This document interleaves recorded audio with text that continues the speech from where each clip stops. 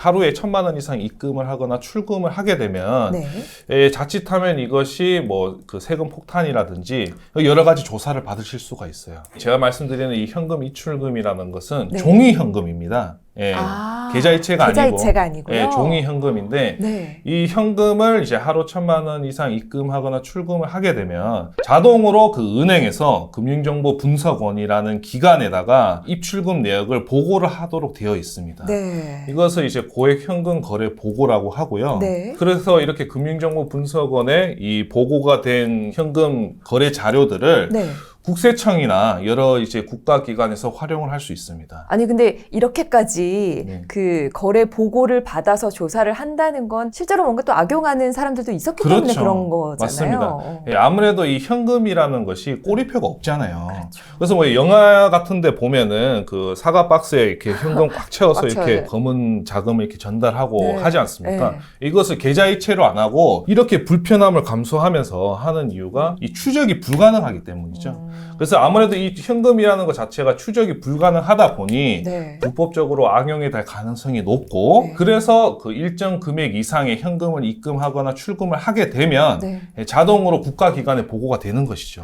현금 입출금은 사실 어느 분들이 조심하셔야 되냐면은 이 사업자분들이 조심하셔야 돼요. 왜냐하면은 이 사업하시는 분들이 현금 매출이 있으시잖아요. 그렇죠. 아무래도 이 현금 매출은 국세청 전산에 안 잡히니까 그 현금 매출 신고를 누락할 가능성이 있단 말이죠. 뭐 이것이 뭐 자이든 타이든 누락을 할 수가 있어요. 그런데 이 이제 현금 입출금 내역이 국세청에 이제 통보가 된다면은 국세청은 아무래도 이 이제 사업자를 현금 매출 누락을 했겠거니 하고 이렇게 세무조사를 받을 가능성이 높아진다. 이렇게 보시면 되겠습니다. 그렇군요. 아무래도 사업하시는 분들 같은 경우는 뭐 1,000만 원 단위의 뭐 현금도 어떻게 보면은 잘 융통을 하고 또 필요하신 경우가 많이 있으실 테니까요. 그렇죠. 그렇죠. 그래서 사업하시는 분들이 예를 들어 현금 영수증을 발행을 했다면 모르겠지만은 현금 영수증 또 발행 안 했는 연에 뭐 몇 억씩 이렇게 입금이 된다면 이건 도대체 현금이 어디서 난 거냐? 누가 봐도 현금 매출 누락이라고 추정을 할 수 있잖아요. 그렇기 때문에 이제 이런 현금 입금액이 많아지게 되면은 국세청에서 세무조사를 나올 수 있게 되는 겁니다. 그렇군요. 그러면 이게 그냥 출금을 해서 집에 두고 싶으신 분들도 있으실 수 있잖아요. 있죠. 만약에 그러실 경우에는 그러면 이거는 뭔가 꼬리표가 다르지 않을까요? 이게 이제 아까 제가 말씀드렸다시피 입금 같은 경우에는 매출 누락이라든지 이런 이제 세금적인 부분에서 문제가 될 수 있고 반대로 출금은 사실 출금 같은 경우는 세금하고 그렇게 연관은 없어요. 말씀하셨다시피 요즘 은행이 막 불안해요. 막 부도 날 것 같고 그래서 나는 은행을 못 믿겠다. 그래서 내가 예금하고 있는 모든 돈을 다 은행에서 한 번에 인출을 해서 금고에 보관하고 싶을 수 있잖아요. 그렇죠. 이거 내 자유죠. 이거 뭐 죄가 아니지 않습니까? 그런데 이것도 문제가 될 수 있습니다. 그 요즘에 그 워낙 이 보이스 피싱이 많다 보니까 이 보이스 피싱 방지 때문에 올해부터 이 현금 출금도 그 절차가 굉장히 강화가 됐어요. 그래서 기존에는 이제 500만 원 이상 현금을 출금하게 되면은 간단하게 은행에서 문진표를 작성을 하면 됐는데 이제는 그 하루 1,000만 원 이상 출금을 하게 된다면은 일단은 은행 관리자분과 면담을 해야 됩니다. 출금을 위해서 면담까지 해야 되나요? 도대체 무슨 사유로 출금을 하는 것인지 상세하게 면담을 이제 통해서 이 출금 사유를 명확하게 밝혀야 돼요. 만약에 아니 이거 내 돈인데 내가 내 맘대로 출금하는데 뭐 사유가 뭐 필요하나 나는 그런 사유 없다 이렇게 하게 되면 어떻게 되는지 아세요? 그 은행원이 경찰에 신고를 해야 됩니다. 내가 내 돈을 출금하고 싶다는 건데 그렇게 얘기를 하면 경찰한테 신고를 하신다고요? 그래서 경찰서 가셔야 돼요. 이게 농담이 아니고 절차가 그렇습니다. 못할, 아니 뭐 물론 잘못해서 경찰서 가는 건 아닌데 이 보이스 피싱으로 의심이 된다. 그래서 보이스 피싱 혹시 사기가 아닐까? 경찰에서는 이 시민들을 보호하기 위해서 확인을 받고 나서야 이제 출금이 이루어질 수 있겠네요. 그렇죠. 그래서 500만 원 이상일 경우에는. 그렇죠. 그래서 뭐 자칫하다가는 경찰서 가실 수도 있다. 이건 상상도 못했습니다. 내 돈이고 거래는 자유롭게 할 수 있을 거라고 생각했는데 입금은 당연히 조심하셔야 되고요. 출금에 있어서도 500만 원 이상일 경우에는 보이스피싱 방지에 따라서 어떻게 보면은 조사까지도 또 또 받을 수가 있으니까 우리가 네. 좀 조심해야 하는 부분일 것 같습니다. 그런데 또 이런 분도 있어요. 아까 제가 이제 이 기준이 하루 1,000만 원이라고 말씀드렸잖아요. 그러면 하루 1,000만 원 이하기만 하면 되겠거나, 그래서 하루 1,000만 원이 아니라 예를 들어 뭐 990만 원씩 그렇죠. 현금을 뭐 입금을 하시는 거예요. 네. 예를 들어서. 네. 그러면 이것은 문제가 없냐? 아닙니다. 당연히 이 하루 990만 원씩 예를 들어 100일을 입금한다고 생각해 보세요. 그러면 이제 거의 10억의 돈을 현금을 입금하게 되는 것인데 이것을 이제 국가에서 가만히 지켜보고 있진 않겠죠. 네. 그래서 이것을 우리는 이제 의심거래 보고라고 합니다. 이 의심거래 보고는 은행에서 자체적으로 판단을 하게 돼요. 그래서 하루 1,000만 원 이하 미만이지만은 이 뭐 예를 들어 한 달이라든지 뭐 3개월 기준으로 이 현금 입금액이나 인출액이 너무 많다. 그럼 자체적으로 판단해서 이 현금 입출금 내역을 또 이제 금융정보분석원에 보고를 하게 됩니다. 총 금액이 커지고 빈번하게 입금이나 출금이나 이런 게 일어나게 될 경우에는 네. 은행에서 이제 판단을 해버리는 거기 때문에 그렇죠. 문제가 될 수 있다. 그러면 좀 궁금한 부분이요. 네. 이렇게 세세한 부분, 우리 일상에서 빈번하게 일어나는 부분에서마저도 조심해야 될 게 있다면 네. 사실 가족 간의 뭐 계좌이체라든가 그렇죠. 거래가 제일 많이 일어나잖아요. 네. 뭐 개인이 아니라 부모 아니면 배우자 뭐 이렇게 계좌이체 하는 거에서도 또 조심해야 될 게 있을까요? 굉장히 많죠. 이 가족 간 계좌이체는 국세청에서 증여로 추정을 합니다. 우리가 가족 간의 계좌이체를 할 때는 여러 가지 원인들이 많아요. 그렇죠. 물론 뭐 증여를 받은 걸 수도 있지만은 뭐 예를 들어 생활비 정산이라든지 뭐 그런 게 많잖아요. 용돈도 드릴 수 있는 거고. 그렇죠. 그 심지어 이제 그런 경우가 있어요. 실제 사례로 근로자인 분들이 이런 경우 굉장히 많으세요. 그 신용카드 소득공제 아시죠? 네. 신용카드를 많이 사용해야 소득공제 금액이 많아지잖아요. 네. 그래서 이 신용카드를 부모님도 이제 사용을 이제 하시게 하는 거예요. 생활비까지 소비해서. 일단은 이제 그 내 신용카드로 결제를 한다. 그렇게 하면은 나는 이제 신용카드 소득공제를 더 많이 받을 수 있으니까. 그렇죠. 그렇게 한 다음에 당연히 이제 부모님한테 카드비를 받아야겠죠. 네. 그래서 카드비를 계좌이체 받았습니다. 받았는데 이제 계좌이체 받은 거는 증여가 아니잖아요. 그렇죠. 그런데 국세청에서 일단은 이 계좌이체 내역을 증여로 추정을 하는 거예요. 그래서 이 추정이라는 말은 일단 국세청은 이 계좌이체 내역을 증여로 볼 테니까 납세자가 증여가 아니라는 사실을 입증을 해라는 거죠. 증빙은 스스로 해야 되는 거예요. 그렇죠. 그래서 만약 여기서 입증을 제대로 하지 못한다면은 실제로 증여가 아니지만 증여세가 과세될 수 있습니다. 그러면 세무사님 이게 금액이 어느 정도 선에서부터 뭔가 보고가 들어가는 걸까요? 아니요, 뭐 이거는 그 현금 입출금하고 다르게 계좌이체는 보고 대상이 없어요. 자동 보고되는 그런 대상이 아닙니다. 그래서 하루에 뭐 몇 억을 계좌이체 하시던 간에 뭐 자동으로 국세청에 보고되고 그런 시스템은 없어요. 그런 시스템은 없는데 보통 이 가족 간 계좌이체가 언제 문제가 되냐? 상속세에서 문제가 됩니다. 이 상속세는 이제 부모님이 이제 물려주신 재산 이외에도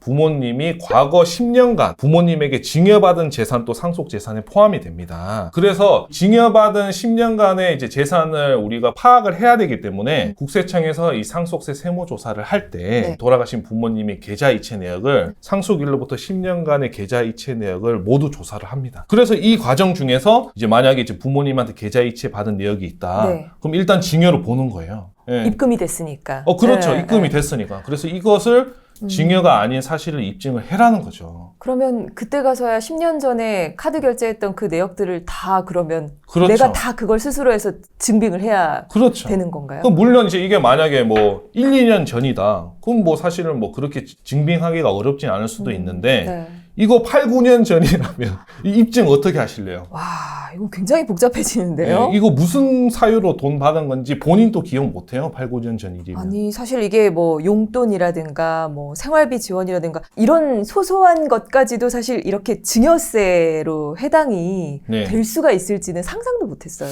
이제 물론 이제 모든 계좌이체 내역이 또 이제 증여로 보는 건 아니에요. 그래요? 일단은 이제 우리가 이 증여세라는 것은 내가 이제 세금을 다 내고 나서 남는 돈으로 뭐 부모님이든 자녀든 뭐 이렇게 주고받고 하는 거잖아요. 그러니까 한번 세금이 과세된 돈이거든요. 근데 여기서 또 뭐 부모님이나 자녀나 뭐 생활비, 교육비 명목으로 돈을 줄 때마다 뭐 또 이게 세금이 과세된다면 이게 뭐 어떻게 살겠습니까? 그렇죠. 그래서 모든 계좌이체 내역을 다 이제 또 증여로 보는 건 아니고 생활비나 뭐 용돈, 교육비 이런 거는 또 이제 이런 명목은 또 증여세가 과세되진 않습니다. 근데 이제 중요한 중요한 건 이거예요. 그럼 이제 모든 뭐 생활비나 뭐 용돈, 교육비 명목이면 다 증여세가 과세되지 않냐? 네. 그건 당연히 아니겠죠. 그렇죠. 그래서 요건이 있어요. 어떤 요건? 일단은 첫 번째로 이 받는 사람이 소득이 없어요. 예를 들어서 이런 분들 많단 말이에요. 자녀들이 맞벌이 부부예요. 네. 둘 다 이제 돈을 벌고 있습니다. 네. 근데 이제 부모님 입장에서는 자녀가 그 돈을 좀 빨리 모아서 내 집 마련하시길 원하실 거잖아요. 그렇죠. 그래서 부모님이 이렇게 말씀하시는 거예요. 너희가 모은 돈은 100% 다 저축해라. 대신 생활비는 우리가 다 지원해줄게. 네. 그럼 이때는 이 생활비가 증여세가 면제되냐? 그게 아니라는 거죠. 왜냐하면 소득이 있으니까요. 있으니까. 네, 자녀가 충분히 자녀 소득으로 생활비를 낼 수 있음에도 부모님이 생활비를 주셨기 때문에 네. 이때는 이 생활비가 증여세 과세 대상이 되는 겁니다. 근데 세무사님 정말 이 증여의 기준이 네. 너무 어려운 것 같아요. 네, 굉장히 네. 애매하죠. 네. 그래서 실제로 국세청과 납세자 간에 이런 그 다툼이 굉장히 많습니다. 네, 이것을 뭐 증여로 볼지 아닐지 굉장히 다툼이 많은 거죠. 우리가 일반인들이 좀 조심해야 될 거는 어떻게 보면 지속적인 뭐 부모와 자식 간의 뭐 계좌 이체나 이런 네. 입금 거래가 좀 빈번하게 일어나는 부분들에 대해서는 네. 막연하게 괜찮아 상관없어라고 생각할 게 아닌 거네요. 아, 그렇죠. 예, 일단은 증여로 추정될 수 있으니까 네. 그래서 제가 드리고 싶은 말씀은 아까 우리가 이것이 증여가 아니라는 사실을 입증을 해야 된다고 말씀드렸잖아요. 네. 그래서 이 입증을 하기 위해서 몇 가지 이제 팁을 드리자면은 네. 일단 이제 첫 번째로 그 부모님과 계좌 이체를 할 때 이체 메모를 남기시라는 겁니다. 그 보내는 사람 혹은 받는 사람 여기에 뭐라고 메모 남길 수 있는 그거요? 그렇죠. 그렇죠. 그거 그냥 이름만 항상 했었는데. 그 이름만 하지 마시고 예를 들어 뭐 생활비 정산이면 생활비 정산 이렇게 이체 내역에 메모를 남기시라는 거죠. 그러면 이 자체로도 증여가 아니라는 사실을 입증을 어느 정도 할 수 있고 네. 이제 여기에 이제 실제로 생활비를 부모님 그 생활비 카드를 결제한 내역을 예, 우리가 입증할 수 있다면 그렇죠. 이것은 이제 증여세에서 제외가 되겠죠. 네. 이렇게 조금 메모를 남겨놓으면 그래도 네. 나중에 막연하게 한 번에 이건 뭐지? 이건 그렇죠. 뭐지? 이렇게 그렇죠. 구분하는데 힘들지 않을 그렇죠. 거니까요. 예, 예. 그렇군요. 그래서 이 메모 남기는 것이 굉장히 중요합니다. 자, 그럼 이렇게 증여에 대해서 좀 얘기를 하고 있는데 아까 일부에서 잠깐 얘기가 나왔던 세법 개정안 중에 혼인 증여 재산 네. 어디 보면은 결혼할 때 그 공제받을 수 있는 부분에 대해서 언급을 해주셨잖아요. 네. 그런데 그게 당장은 해당이 안 되기 때문에 네, 네. 좀 꿀팁으로 차용증을 네, 지금 그렇죠. 써서 추후에 채무 면제를 얘기해 주셨는데 여기에 대해서 조금 자세하게 좀 얘기해 주시면 좋을 것 같아요. 예, 차용증. 알겠습니다. 네. 또 이 차용증 또 많은 분들이 또 관심을 갖는 이 주제입니다. 왜냐하면 이 차용증을 잘 활용을 한다면은 네. 예, 증여세를 굉장히 많이 절세를 할 수 있어요. 이 차용증을 이제 활용하는 방법 중에 이제 첫 번째는 무이자 차용증입니다. 무이자 차용증. 예, 보통 그 많은 분들이 차용증을 작성을 하면 당연히 이자를 지급해야 되는 것이 아니냐 네. 이렇게 생각하시는 분들이 많으세요. 실제로 세법에서도 그 부모 자식 간의 금전을 대차를 하게 되면은 그 4.6% 이자율로 예, 이자를 받아야 된다 그 명시를 하고 있습니다. 예, 하지만 이 4.6% 이자율을 꼭 지급해야 되는 것은 아니에요. 왜 그러냐면은 이 우리가 그 실제 빌리는 돈에서 이 4.6%를 곱한 이 이자 금액이 나올 거잖아요. 네. 이 이자 금액이 연 1,000만 원 미만이면은 네. 지급하지 않아도 됩니다. 부모 자식 간에는요? 그렇죠. 부모 자식 간에는. 예. 그래서 이 금액이 대략 한 2억 1,700만 원 정도 돼요. 네. 2억 1,700만 원에 4.6% 곱하면 한 996만 원 정도 나오거든요. 네, 1,000만 원 미만이네요. 네, 그렇죠. 네. 그래서 보통 이제 부모님과의 차용증을 활용을 할 때는 가급적 이제 2억 1,700만 원 이하로 네. 차용을 하시고 이때는 이제 이자 없이 무이자로 차용하시는 것이 좋습니다. 왜 무이자가 좋냐면은 네. 일단 이제 부모 자식 간에 이제 차용증 작성하고 이자를 이제 부모님에게 지급을 하게 되잖아요. 네. 그럼 부모님은 반대로 이자 소득세가 생기죠. 그렇죠. 그럼 이자 소득세가 생기면 세금을 내야겠죠. 내셔야 되잖아요. 이 세금이 25%예요. 굉장히 높죠. 네. 예, 그래서 사실 증여세를 절세를 하려고 차용증을 활용을 했는데 오히려 이자 소득세가 나중에 보면 더 나올 수 있는 그런 상황이 생길 수 있습니다. 그래서 가급적 이 차용증을 2억 1,700만 원 이하로 하시는 게 좋아요. 그렇게 해서 이제 무이자로 차용을 하게 된다면은 당연히 이제 뭐 부모님은 이제 이자를 받는 것이 없으니까 이제 뭐 이자 소득세 문제도 없을 것이고 그렇죠. 그 대신에 그 이자를 지급하는 대신에 부모님에게 원금을 매달 이제 상환을 하셔야 돼요. 네, 왜냐면은 이 우리가 차용증 하나만으로는 네. 부모님에게 그 돈을 징여받는 것이 아니라는 사실을 입증하기에는 좀 부족해요. 그렇죠. 네, 그래서 뭔가 이 그 원리금 상환 내역이 있어야 되거든요. 그래서 보통 이제 여러분들이 차용증을 작성할 때 이자를 지급하시는 겁니다. 네. 예, 하지만은 이 이자 지급을 하지 않아도 원금을 분할해서 상환한다면 이것 또한 이제 원리금 상환 내역으로 볼 수 있기 때문에 그렇죠. 차용으로 인정받으실 수가 있습니다. 이 납부 기한 같은 경우는 자유롭게 네. 설정을 해도 되는 건가요? 아니면 어떤 기한이 뭔가 가이드가 정해져 있나요? 뭐 가이드가 법적으로 정해진 건 아닌데요. 네. 그런데 그 최근에 그 50년 그 만기 그 네. 뭐 담보대출 이런 상품도 있잖아요. 네네. 예, 부모 자식 간에는 사실 뭐 내가 부모님한테 50년 동안 빌린다. 사실 이건 인정 안 해주겠죠. 아, 예. 그런 이제 상식적인 범위 안에서 그렇죠. 좀 납부 기한을 네. 설정을 해야 되는 거예요. 그래서 제가 여러분에게 권해드리고 싶은 기간은 10년입니다. 10년. 네, 최대 10년을 기간으로 해서 하시는 것이 좋습니다. 2억 이게 또- 1,700 이하로. 그렇죠. 네. 이게 왜 또 좋냐면은 우리가 이 차용증을 활용을 할 때는 이 우리 징여공제 금액 그 있잖아요. 네. 5천만 원. 이것을 활용하고 남는 금액을 차용을 한다는 거죠. 네. 그런데 이 징여공제는 10년마다 한 번씩 받을 수 있습니다.